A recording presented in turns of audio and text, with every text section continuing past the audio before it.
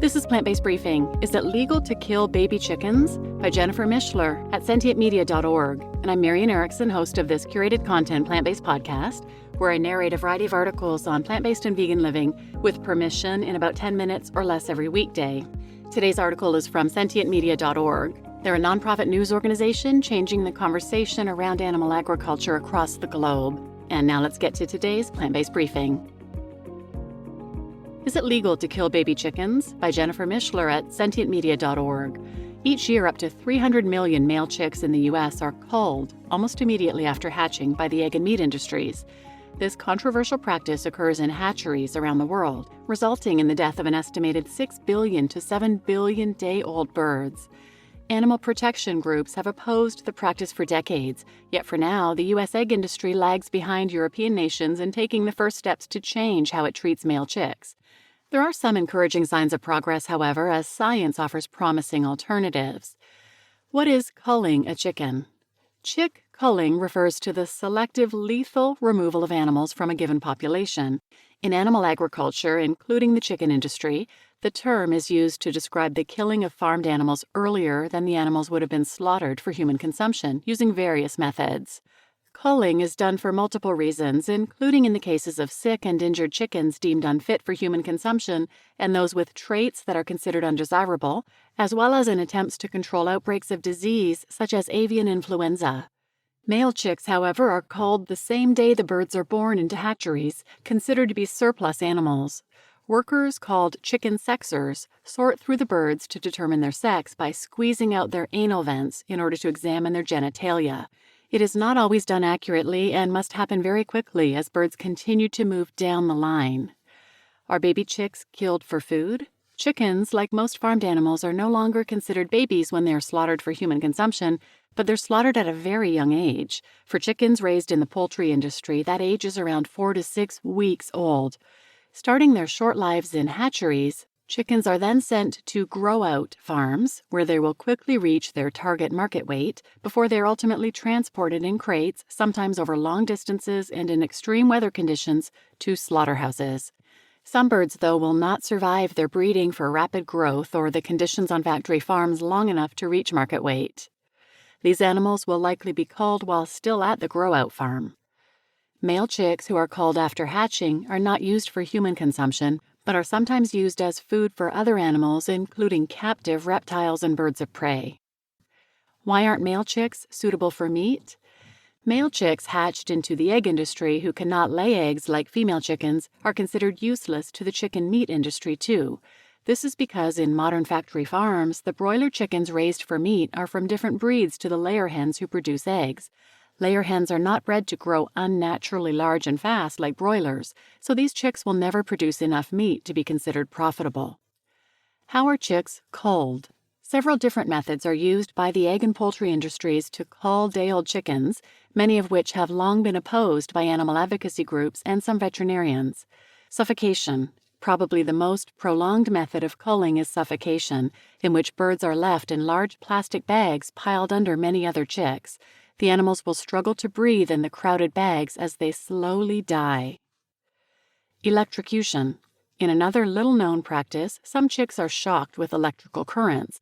This method of culling is far less common than others. Electrocution is considered by the American Veterinary Medical Association to be a humane method of killing companion animals if they're unconscious, but male chicks culled after hatching are fully conscious and not given any pain relief. Cervical dislocation. Cervical dislocation is among the most commonly used methods of culling in chicken farming and is done either manually or with the use of equipment. A bird is held by the wings or legs while their neck is quickly and forcefully stretched as the head is pulled away from the body, resulting in the internal separation of the spinal cord and brainstem.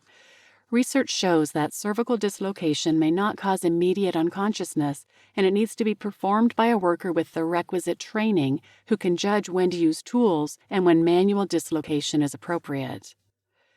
Gassing.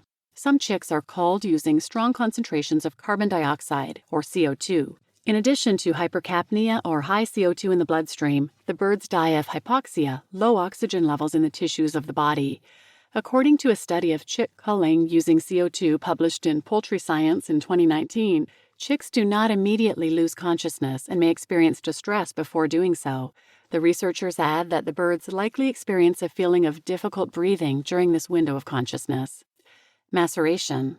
In the maceration process, chicks are dropped into a machine called a grinder, where they are shredded alive by rotating metal blades. This is perhaps the most well-known method of chick culling due to its common use and due to the upsetting nature of investigative imagery linked here, showing newly hatched chicks falling from conveyor belts into the running machinery. Proponents argue that maceration provides a quick death as chicks are immediately ground by the blades, although with many chicks being dropped into the machinery at once, it may be hard for producers to know for certain that all birds are instantly killed. Permitted methods in the EU. More than 300 million chicks are culled in the European Union annually. Maceration and gassing are the approved methods to cull the male hatchlings. A study published in 2019 by the European Food Safety Authority identified potential problems with maceration, which is required to induce death instantly. The study states that the method should result in slurry rather than recognizable body parts, and that it is important to ensure that the speed of the equipment is appropriate for the number of chicks being dropped into the equipment at once. The researchers note that complications, including slowly rotating blades and overloading of the equipment, can result in continued consciousness, pain, and fear in birds. Recommended methods in the U.S. As in Europe, the accepted methods of culling newly hatched male chicks in the U.S. are maceration and gassing. Maceration is the most commonly used method in the U.S. egg industry, considered by some to be more humane than suffocation and gassing due to its quicker pace. Is chicken culling legal? In most of the world, the process of culling male chicks after hatching remains perfectly legal. However, there are signs that the practice may be coming to an end. Where is chick culling illegal? France and Germany have become the first countries in the world to announce a ban on the culling of chicks. While the news has been applauded by animal advocates, it remains uncertain whether a full ban will ever be implemented in France. In early 2023, the French government announced it will permit the culling of over 10% of the nation's male chicks, under the premise that chicks produced by white hens are harder to sex before they hatch.